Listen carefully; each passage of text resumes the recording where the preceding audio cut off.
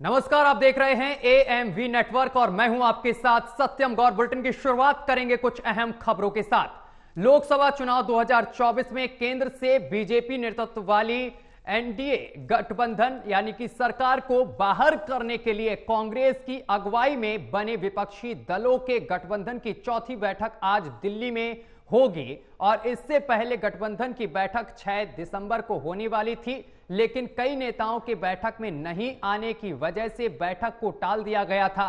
गठबंधन की बैठक से पहले इसमें फूट नजर आने लगी थी। वहीं आपको बताते चले कि बैठक से पहले जेडीयू के विधायक धीरेंद्र प्रताप सिंह ने कहा है कि बिहार के मुख्यमंत्री नीतीश कुमार को प्रधानमंत्री उम्मीदवार घोषित कर देना चाहिए। अगर ऐसा किया जाता तब ही फायदा होगा। और इस डिमांड के पीछे की वजह बताते हुए धीरेंद्र प्रताप सिंह ने कहा है कि एनडीए गठबंधन में सिर्फ नीतीश कुमार ही स्वच्छ छवि वाले नेता हैं, उनकी ही छवि ईमानदार वाली है। उद्धव ठाकरे की शिवसेना ने इंडिया गठबंधन की बैठक से पहले कांग्रेस पर जमकर निशाना साधा है और उसे अहंकारी बताया है। उद्धव गुट ने अपने मुख्य पत्र सामना के संपादकीय के जरिए कांग्रेस पर हमला बोला है और कांग्रेस को अहंकारी बताते हुए कहा है कि वह सारा केक खुद ही खाना चाहती है। तो आज बैठक होने वाली है इंडिया गठबंधन की कुछ ही देर में। इंडिया गठबंधन की चौथे दौर की बैठक आज दिल्ली में होनी है। आपको बता दें कि 27 दल जो इंडिया गठबंधन के अलायंस है वो इसमें शामिल होंगे और होटल अशोका में उनकी बैठक है। और उस बैठक में क्या कुछ निकल कर सामने आता है सीट बंटवारे को लेकर ये बैठक होनी है, उसके ऊपर और क्या कुछ रणनीति क्या कुछ समीकरण रहने वाले होते हैं उस पर चर्चा होगी। उसके बाद क्या कुछ कौन सी पार्टी कितनी सीटों पर लड़ेगी, चाहे हम उत्तर प्रदेश की बात कर ले, उत्तर प्रदेश में समाजवादी पार्टी क्षेत्रीय पार्टी बड़ी पार्टी है वो कितने सीटों पर लड़ेगी। उसके बाद चाहे जितने भी जो तमाम नेता भी हैं वो आ चुके हैं, विपक्ष के जितने भी दिग्गज नेता हैं वो आ चुके हैं। राजद सुप्रीमो लालू प्रसाद यादव और उनके जो बेटे हैं बिहार के डिप्टी सीएम तेजस्वी प्रसाद यादव आ चुके हैं, ममता बनर्जी आ चुकी है, उद्धव ठाकरे आ चुके हैं। तो तमाम जो बड़े नेता हैं वो आ चुके हैं। और आपको ये भी बता दूं कि कुछ ऐसे भी नेता हैं, जैसे अगर हम जेएमएम की बात करें तो हेमंत सोरेन वो यहाँ पर मौजूद नहीं होंगे, वो अपने एक प्रतिनिधि को यहाँ पर भेजेंगे बैठक में शामिल होने के लिए। अब इस बैठक से क्या कुछ निकलकर सामने आता है ये देखने वाली बात होगी, क्योंकि ये जो बैठक है कई मायने में खास हो जाता है, क्योंकि अब लोकसभा चुनाव नजदीक आ रहा है। 2024 का लोकसभा चुनाव बहुत नजदीक है। इसमें क्या कुछ रणनीति इंडिया गठबंधन की रहने वाली होती है ये देखने वाली बात होगी, क्योंकि इंडिया गठबंधन लगातार ये प्रयास कर रहा है कि अब जितनी भी सारी पार्टियां हैं उसको एकजुट करें, पर जो मामला है उसमें वो सीट बंटवारे को लेकर फंस सकता है। क्योंकि अगर हम बात करें अरविंद केजरीवाल की, तो अरविंद केजरीवाल की अगर जो चंडीगढ़ में रैली हुई थी उसमें उन्होंने कहा था कि अगर कांग्रेस से मैं ये कहता हूं, इंडिया गठबंधन से मैं ये कहता हूं कि ये चंडीगढ़ की 1 लोकसभा सीट और पंजाब की पूरी 13 में से 13 लोकसभा सीट वो आम आदमी पार्टी को दें और हम यहाँ पर फुल बहुमत लेकर आएंगे और वहाँ हम 13 की 13 सीटें हम जीत कर लाएंगे। तो और अगर वहीं हम बात करें कुछ दिन पहले दिल्ली में भी यही सारी चीज़ें निकल कर सामने आई थी। तो लगातार ये जो बयानबाजियाँ हैं, ये जो उनका तेवर है, क्या कुछ निकल कर सामने आता है, इसका सॉल्यूशन क्या कुछ इंडिया गठबंधन निकाल पाती है या नहीं निकाल पाती है इस बैठक में, और सहमति बन पाती है या नहीं बन पाती है। क्योंकि कांग्रेस अभी 5 विधानसभा के चुनाव हुए हैं। 5 विधानसभा के चुनाव में जो 3 हिंदी पट्टी के राज्य थे उसमें कांग्रेस हार चुकी है। चाहे हम मध्य प्रदेश की बात कर ले, छत्तीसगढ़ की बात कर ले और राजस्थान की बात कर ले। राजस्थान और छत्तीसगढ़ में कांग्रेस की सरकार थी, उन्होंने वहां पर अपनी सरकार खोई। तो कहीं ना कहीं इंडिया गठबंधन के जो बाकी जो दल हैं उनके मन में भी अब कहीं ना कहीं ये होगा कि अब कांग्रेस थोड़ी बैकफुट पे होगी। पर कांग्रेस का अब क्या कुछ रुख रहने वाला है, क्योंकि इस बैठक में मल्लिकार्जुन खड़गे, राहुल गांधी और सोनिया गांधी मौजूद रहने वाली है। अब क्या कुछ उस बैठक से सामने निकल के आता है वो देखने वाली बात होगी। कैमरा पर्सन मान के साथ ओमशील, न्यूज वॉच इंडिया, दिल्ली। तो इंडिया गठबंधन की कुछ ही देर में बैठक होने वाली है, लेकिन बैठक से पहले हम आपको बताते चले कि नेताओं के पहुंचने का सिलसिला लगातार जारी हो चुका है। इसी खबर पर हमारे संवाददाता ओमशील हमारे साथ सीधा जुड़ गए हैं दिल्ली से। ओमशील, बैठक को लेकर क्या कुछ अपडेट है और कौन कौन से नेता अभी पहुंच गए हैं? देखिए, जैसे हम बात करें तो 27 दल के जितने ही वरिष्ठ नेता है, चाहे वो बात करें उद्धव ठाकरे की, बंगाल की मुख्यमंत्री ममता बनर्जी की, तेजस्वी यादव डिप्टी सीएम और जो राजद सुप्रीमो लालू प्रसाद यादव भी यहाँ पहुंच गए हैं और उस बैठक में शामिल होने के लिए वो पहुंचे हैं। अरविंद केजरीवाल भी उस बैठक में शामिल होंगे। तो जितनी भी अलायंस पार्टियां हैं, बहरहाल जो हेमंत सोरेन है, जो जेएमएम पार्टी है झारखंड की, वो नहीं उसमें शामिल होंगे, पर वो अपने एक प्रतिनिधि को उस बैठक में भेजेंगे जो कि उसका नेतृत्व करेगा, जो अपनी जो उनकी बातें रखेगा, जो जेएमएम की बातें रखेगा। अब सवाल ये उठता है कि ये जो बैठक हो रही है उसमें सीट बंटवारे को लेकर अहम फैसला आ सकता है। जो साझा घोषणा पत्र आने वाली है उसको लेकर चर्चा हो सकता है कि क्या चीज हम उस घोषणा पत्र में रखते हैं। पर अब क्योंकि अभी अगर हम बात करें उद्धव ठाकरे जी की, क्योंकि इन लोग की आपसी कला भी अभी भी खत्म होने का नाम नहीं ले रही है। समाजवादी पार्टी का हम बात कर ले या फिर हम महाराष्ट्र में शिवसेना का बात कर ले, जो उद्धव ठाकरे ने जो हमला किया है कांग्रेस पर, वो भी कई सवाल खड़े करते हैं। तो तमाम ऐसी चीजें हैं वो लगातार सवाल के कटघरे में इंडिया गठबंधन को खड़ा करती है कि वो एकजुट हो पाते भी हैं या नहीं हो पाते हैं। उद्धव ठाकरे का साफ तौर पर कहना है कि वो पूरा केक एक साथ खुद खाना चाहती है और वो ज्यादा सीट वो खुद लेगी। तो हो सकता है सत्यम कि कहीं ना कहीं ये दबाव कांग्रेस पर बनाया जा रहा हो। अब ये बैठक के बाद क्या कुछ निकलकर सामने आता है, ये देखने वाली बात होगी। सत्यम। ओमशील, जिस तरीके से आपने बताया भी कि सीटों को लेकर चर्चा होगी इस बैठक में, तो सीटों के बंटवारे में तो यहां पर बड़ी चिंता देखने को मिलेगी, क्योंकि विधानसभा चुनाव में भी हमने देखा था कि किस तरीके से कांग्रेस और समाजवादी पार्टी के बीच छींटाकशी देखने को मिली। ऐसे में लोकसभा चुनाव में समाजवादी पार्टी का अच्छा दबदबा है उत्तर प्रदेश में, तो ऐसे में क्या लगता है सहमति बन पाएगी सीटों को लेकर और तमाम जो पार्टियां हैं उनके बीच? देखिए, सवाल यही है क्योंकि अगर हम इस बात उत्तर प्रदेश की करें तो समाजवादी पार्टी इतनी बड़ी पार्टी है इस प्रदेश की, और अजय राय जो कांग्रेस प्रदेश के अध्यक्ष हैं, अजय राय, वो साफ तौर पर जब कुछ दिन पहले की अगर हम बात कर ले, जब वो अध्यक्ष पद पर नए काबिज हुए थे, प्रदेश अध्यक्ष पद पर नए काबिज हुए थे, उनका साफ तौर पर यही कहना था कि मतलब आपको बता दूं कि अखिलेश यादव पर बहुत ही तल्ख तेवर थे उनके, और अभी 2024 के लोकसभा चुनाव है, अब उनका तेवर नरम दिख रहा है।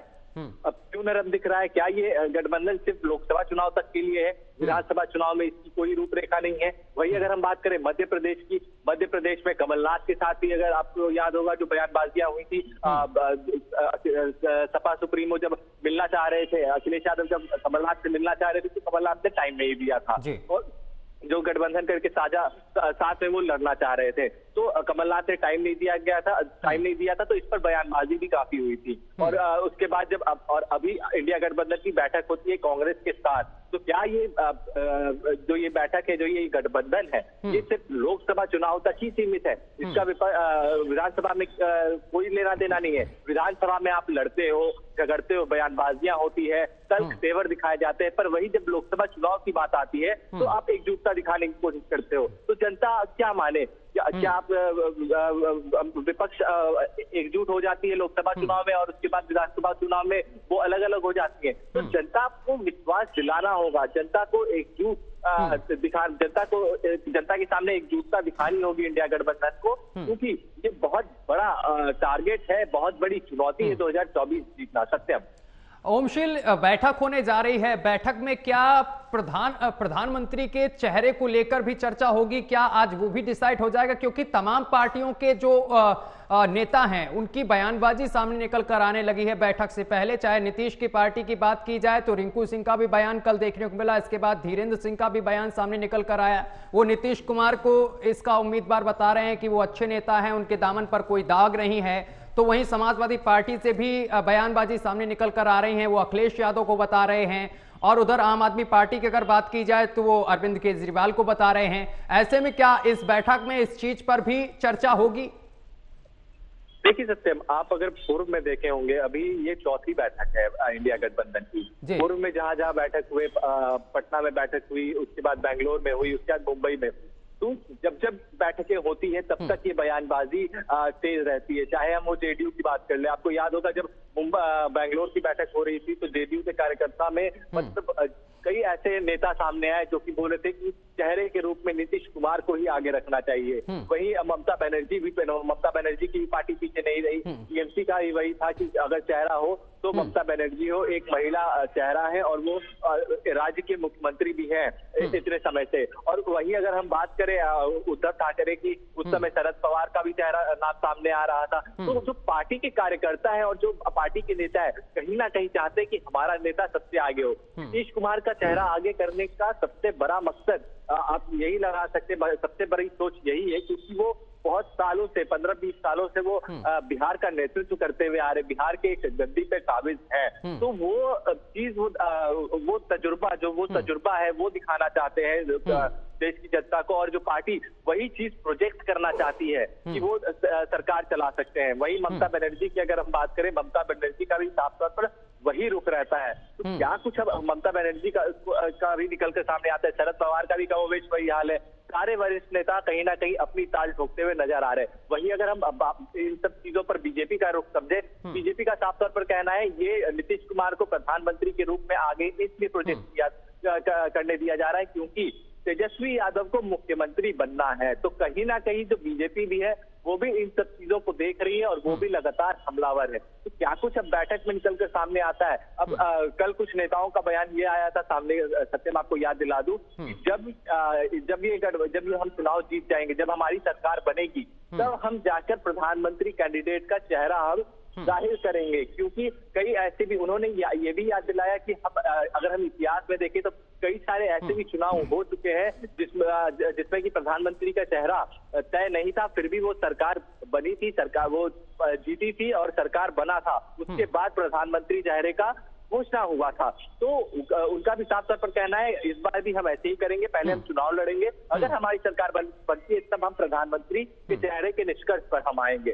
सत्यम ओमशील, जो तीसरी बैठक हुई थी वो 5 राज्यों में विधानसभा चुनाव से पहले हुई थी, लेकिन अब ये चौथी बैठक जो होने वाली है वो 5 राज्यों में परिणाम जो आ गए हैं और कांग्रेस की जो करारी हार हुई है हिंदी पट्टी में उसके बाद हो रही है। और इस बैठक के दौरान आपको मैं ये भी बता दूं कि इस चुनाव के दौरान कांग्रेस की तमाम पार्टियों से नोकझोंक भी हुई थी। समाजवादी पार्टी हो, नीतीश कुमार से तक उनकी नोकझोंक हुई थी। तो क्या अब जो ये चौथी बैठक हो रही है इसमें कांग्रेस का दबदबा वही बरकरार रहेगा जो तीसरी बैठक में था, या फिर दबदबा यहां पर कम दिखेगा और यहां पर कांग्रेस को डांट भी खानी पड़ सकती है क्या तमाम पार्टियों से? देखिए, अभी हम कुछ देर पहले ही सत्यम जिक्र कर रहे थे, उद्धव ठाकरे ने अभी जो बयान दिया, जो अपने वो अखबार में उन्होंने अपना एक कॉलम लिखा है जो कांग्रेस पर लगातार वो हमलावर है, वो भी एक चीज दबाव बनाने की प्रक्रिया है, कांग्रेस पर दबाव बनाने का बनाया जा रहा है। क्योंकि अगर हम बात करें 5 विधानसभा चुनाव की, 5 विधानसभा चुनाव में सिर्फ एक राज्य में कांग्रेस की सरकार बनती है और जो हिंदी पट्टी की 3 राज्य है, मध्य प्रदेश, राजस्थान, छत्तीसगढ़, वहां पर कांग्रेस की करारी हार होती है। तो वो बड़ा सवाल है। दो राज्य में हिंदी पट्टी के चुनाव हुए, छत्तीसगढ़ और राजस्थान, वहां पर कांग्रेस की मौजूदा सरकार थी उस समय और वहां पर बीजेपी की सरकार बन जाती है। तो कहीं ना कहीं कांग्रेस अपनी सरकार बचाने में नाकाम रही है, जिसको लेकर जो भी अलायंस पार्टी है उस पर दबाव बना रही है और दबाव बनाने का वो यही नतीजा है, दबाव बनाने का यही नतीजा होगा सत्यम कि वो कम से कम सीटों पर कांग्रेस को लुभाने की कोशिश करेंगे कि कांग्रेस कम से कम सीट ले और अलायंस जो पार्टी, जो क्षेत्रीय पार्टी उनके साथ जुड़ी है उनको ज्यादा महत्व दिया जाए। उद्धव ठाकरे के मन में वही है। अगर हम नीतीश कुमार और आरजेडी की बात करें, उनके दिमाग में ही वही है। समाजवादी पार्टी तो अपनी सीट कम होने का नाम ही नहीं ले रही है। उनका साफ तौर पर कहना है कि हम ज्यादा से ज्यादा सीट उत्तर प्रदेश में हम ही लेंगे। तो कहीं ना कहीं ये जो सीट बंटवारे का मामला है ये काफी पेचीदा मामला है। इस पर निष्कर्ष निकालना काफी मुश्किल होने वाला है इंडिया गठबंधन के लिए भी, अखिलेश यादव के लिए भी, और जो कांग्रेस का केंद्र नेतृत्व है, राहुल गांधी, सोनिया गांधी और प्रदेश जो कांग्रेस के राष्ट्रीय अध्यक्ष है मल्लिकार्जुन खड़गे, उनके लिए भी, क्योंकि ये चुनौती बहुत बड़ी है 2024 को लेकर। प्रधानमंत्री का चेहरा कौन होगा और जो इतनी सारी सीटें हैं उस पर सीटों पर बंटवारा कैसे कैसे होगा। बहरहाल बोला जा रहा है कि घोषणा पत्र में क्या क्या चीजें हम जाहिर करना है उसको लेकर ही बैठक हो रही है, पर मेन जो मुद्दा रहेगा सीट बंटवारे का रहेगा कि कैसे हम बनाए। अगर हम अरविंद केजरीवाल की बात करें, अरविंद केजरीवाल का जब चंडीगढ़ में रैली होती है तो वहां पर वो कहते हैं कि जनता के सामने ये कहते हैं कि चंडीगढ़ की एक सीट और पंजाब की सारी 13 की 13 सीटें हमें दे दीजिए, आम आदमी पार्टी को दे दीजिए, हम जिता कर लाएंगे, हम 13 की 13 सीट जिता कर लाएंगे। बहरहाल वहां पर पंजाब में आम आदमी पार्टी की सरकार है, पर कांग्रेस भी कहीं ना कहीं मजबूती से वहां पर डटी हुई है। तो कांग्रेस कैसे वहां पर चाहेगी कि 13 की 13 सीटें हम दे दे। नवजोत सिंह सिद्धू भी लगातार रैली कर रहे हैं, वो भी वहां से अरविंद केजरीवाल पर हमलावर है। तो ये जो बयानबाजी है, एक तरफ इंडिया गठबंधन बैठक कर करके अपनी एकजुटता दिखा रही है, वही इनके जो नेता है वो बयानबाजी में फंसते हुए नजर आ रहे हैं। तो सवाल बड़ा यही है कि एकजुटता कैसे होगी और प्रधानमंत्री के चेहरे पर सहमति कैसे बनेगी और सीट बंटवारे पर सहमति कैसे बनेगी। सत्यम। ओमशील, एक चीज और देखने को मिली थी कि जब 5 राज्यों के विधानसभा चुनाव चल रहे थे तब तमाम गठबंधन के जो नेता थे उनकी अलग अलग टिप्पणी सनातन को लेकर भी सामने निकल कर आ रही थी। ऐसे में क्या इस बैठक में जो चौथी बैठक होने जा रही है इन तमाम चीजों को लेकर भी बातचीत होगी कि जो अनर्गल बयानबाजी होती है इस पर भी लगाम लगे? जरूर, क्योंकि आप पूर्व में देखे होंगे एमके स्टालिन के बेटे जो बयान दिए, सनातन धर्म पर हमला सीधे तौर पर किए और उससे फायदा बीजेपी को मिलता है। वहां पर तो उनका वोट बैंक सज जाता है। बीजेपी का भी साफ तौर पर कहना रहता है ये बयानबाजी सिर्फ वोट बैंक की होती है। अगर हम उनकी नजरिए से भी देखें सत्यम, तो उस साइड की जो एमके स्टालिन और चेन्नई वगैरह का इलाका है वहां पर वो वोट बैंक की अगर राजनीति करते, सनातन पर हमला करते तो जो एक समुदाय विशेष के वोट को जो वो टारगेट करते हैं वो उन्हें जरूर मिल सकती है। पर सवाल ये है कि वो हिंदी पट्टी में काफी डैमेज करेगा वो सारी बयानबाजी, क्योंकि वो अलायंस में है, इंडिया अलायंस एकजुट अलायंस है और उनके चेहरे हैं, वो वहां पे उनके प्रतिनिधि के रूप में काम कर रहे हैं। तो कहीं ना कहीं इस बैठक में ये भी बताने की कोशिश की जाएगी कि इन सारी बयानबाजियों से वो बचे, सनातन धर्म पर हो या फिर हिंदुइज्म पर मामला हो, जो भी, क्योंकि जब इस मुद्दे की जिक्र होती है तब तक इंडिया गठबंधन और विपक्ष के नेता फंसते हुए नजर आते हैं। चाहे हम वो एमके स्टालिन की बात करें, वहीं अगर हम कुछ दिनों पहले जो बिहार के शिक्षा मंत्री थे चंद्रशेखर, उनकी बात करें, वो भी एक सनातन धर्म के मामले पर फंसते हुए नजर आ रहे थे। रीतलाल यादव का भी कमोबेश वही हाल था, आरजेडी के जो विधायक हैं। तो तमाम जो ऐसी चीजें हैं वो काफी मुश्किल खड़ी कर सकती है। अब ये जो मुद्दा है कि आप नाप तोल कर बयानबाजी, अभी आपको बता दूं कि इससे पहले हम चर्चा कर रहे थे कि जब अभी कुछ देर पहले मैं राहुल गांधी के आवास के बाहर मौजूद था, वहां पर लगातार नेताओं के मिलने का भी सिलसिला लगातार जारी था। आपको बता दूं जो अखिलेश प्रताप सिंह जो कांग्रेस के प्रवक्ता है, उनसे ही मेरी बात हुई। उनका भी साफ तौर पर कहना है कि मुझे मिलने जाना था, वो राहुल गांधी से मिलने गए अंदर में, और तो राहुल गांधी से मिलने का क्या उद्देश्य रहता उनका?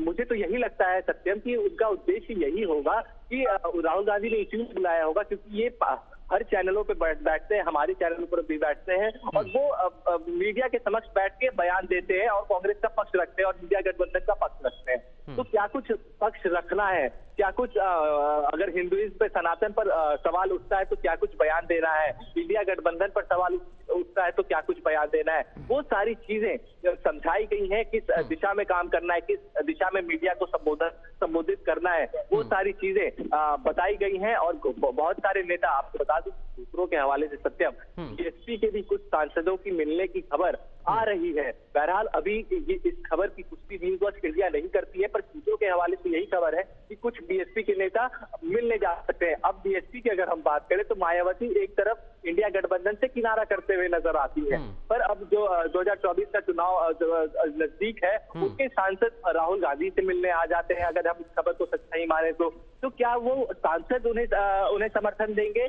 या फिर पार्टी खुद समर्थन देंगे? क्योंकि आपको याद होगा मायावती ने अपना जो पार्टी का नेतृत्व है वो अपने भतीजे को सौंप दिया है। तो भतीजे अब क्या कुछ निर्णय लेते हैं, या मायावती का क्या कुछ उसमें उनका नेतृत्व रहता है, वो भी ऊपर से देखी रही होंगी क्या कुछ पार्टी में गतिविधि हो रही है। तो कहीं ना कहीं ये मायावती एक तरफ से नकारती है कि हम इंडिया गठबंधन में शामिल नहीं होंगे, पर कुछ सांसद उनके मिलने जाते हैं, तो क्या कयास लगाया जाए, क्या बोला जाए कि वो इंडिया गठबंधन में शामिल नहीं होंगे, या फिर वो इंडिया गठबंधन में शामिल नहीं होना चाहते, या फिर ये कयास लगाया जाए कि वो बीएसपी छोड़ के कोई और पार्टी में शामिल होना चाहते हैं। तो तमाम कयास ऐसे लगाए जा सकते हैं, जो कि 2024 चुनाव काफी नजदीक है और धीरे धीरे दिन बीतते जा रही है। अब देखने वाली बात ये होगी सत्यम कि क्या कुछ इसमें अब आने वाले टाइम में निकल कर सामने आता है, क्या कुछ इस बैठक से निकल कर सामने आता है। सत्यम ओमशील, अगर ये जिस तरीके से चौथी बैठक हो रही है और तमाम चीजों को लेकर चर्चा हो रही है और गठबंधन के नेता अभी यही कह रहे हैं कि हमारा सब कुछ ठीक चल रहा है और हम मजबूती के साथ आगे बढ़ रहे हैं, ऐसे में अगर गठबंधन सब कुछ सही रहता है इंडिया गठबंधन में, तो ऐसे में अगर दक्षिण की बात की जाए जहां पर 129 सीटें आती हैं और 129 सीटों में महज 29 सीटों पर बीजेपी काबिज है। कर्नाटक की बात की जाए तो यहां पर 25 सीटों पर बीजेपी काबिज है और इस बार कर्नाटक में बीजेपी को झटका भी लगा है। यहां पर जो गठबंधन है इंडिया गठबंधन, उसकी धमक अच्छी है। तो क्या लगता है आगे आगामी चुनाव में बीजेपी को क्या बड़ा झटका लगने वाला है दक्षिण की तरफ से?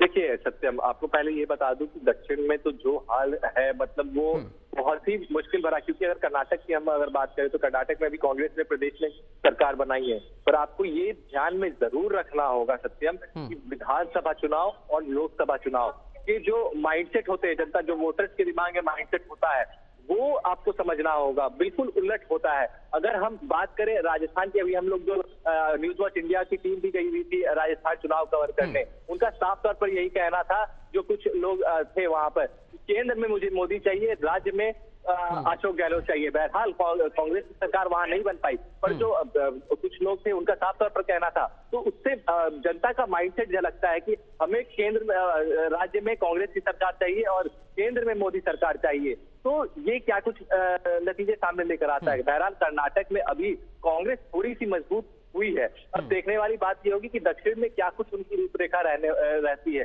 क्योंकि ये जो दक्षिण का जो पूरा मामला होता है, आपको बता दूं तो दक्षिण के कुछ जो सीट है वो मुस्लिम बहुल्य भी हम कह सकते हैं, मुस्लिम बहुल्य सीट भी है। तो उससे हो सकता है कि कांग्रेस वहां पर कुछ खेल कर सकती है, इंडिया गठबंधन कुछ वहां पर खेल कर सकता है। तो अब देखने वाली बात ये होगी कि क्या कुछ इस सब में इंडिया गठबंधन जो रणनीति अपनी तय करती है उसमें क्या कुछ सामने निकल के आता है। अगर हम बात करें सत्यम बयानबाजियों की, तो बयानबाजी अगर आप देख रहे होंगे तो बयानबाजी जो वरिष्ठ नेता है, चाहे हम वो बात कर ले नीतीश कुमार की या फिर लालू प्रसाद यादव की, वो सीधा सीधी कांग्रेस पर हमला नहीं कर रहे हैं, मीडिया पर हमला नहीं कर रहे। जो उनके कार्यकर्ता हैं या फिर छोटे नेता हैं, चाहे वो हम बात कर ले जो कार्यकर्ता जैसे नेता होते हैं वहां पर प्रदेश कार्यालय में, वो सब भले क्या कहते हैं कांग्रेस पर ये हमला बोल रहे हैं, पर वरिष्ठ नेता जितने भी हैं वो कांग्रेस पर बोलने से बचते आ रहे हैं। तो कहीं ना कहीं हम ये बोल सकते हैं कि कांग्रेस पर दबाव ही बनाया जा रहा है। कांग्रेस पर दबाव बनाया जाएगा तभी कांग्रेस बैकफुट पे आएगी, और हो सकता है जो राजनीतिक रोटियां सेकना चाह रही है जो क्षेत्रीय पार्टी, हो सकता है वो इस मकसद में कामयाब हो सकते हैं। इसके साथ ही ओमशील, मैं आपसे ये भी जानना चाहता हूं कि संयोजक को लेकर आज का मुहर लग जाएगी और संयोजक कौन हो सकता है, क्या संभावनाएं लग रही हैं? देखिए, संयोजक को लेकर अभी हो सकता है इस बैठक में तस्वीरें साफ हो सकता है। अभी उम्मीद ये जताई जा रही है कि नीतीश कुमार को बनाया जा सकता है, नीतीश कुमार को संयोजक के रूप में दिखाया जाएगा, या फिर हो सकता है कि ममता बनर्जी को दिखाया जाएगा, क्योंकि ये दोनों चेहरे सबसे आगे हैं। और हो सकता है शरद पवार का क्या कुछ रुख रहता है, अब वो देखने वाली बात होगी। बहरहाल अभी जो चर्चाएं चल रही है वो नीतीश कुमार और ममता बनर्जी पर है। अब ये बैठक के बाद क्या कुछ निकलकर सामने आता है, क्योंकि बैठक में अभी कुछ ही देर में अब जो बैठक शुरू होनी है, उसके बाद बैठक के बाद 6 बजे इंडिया गठबंधन की प्रेस कॉन्फ्रेंस होनी है। अब प्रेस कॉन्फ्रेंस में वो जो भी बैठक में होगी और जो भी बिल्कुल ओमशील, आप इस पूरी खबर को लेकर नजर बनाए रखिए, आगे भी हम आपसे अपडेट लेंगे। फिलहाल के लिए बहुत बहुत शुक्रिया आपका हमारे साथ जुड़ने के लिए, तमाम जानकारी साझा करने के लिए। फिलहाल बुलेटिन में अभी के लिए बस इतना ही। देश दुनिया की तमाम खबरें देखने के लिए देखते रहिए आपका अपना चैनल AMV नेटवर्क।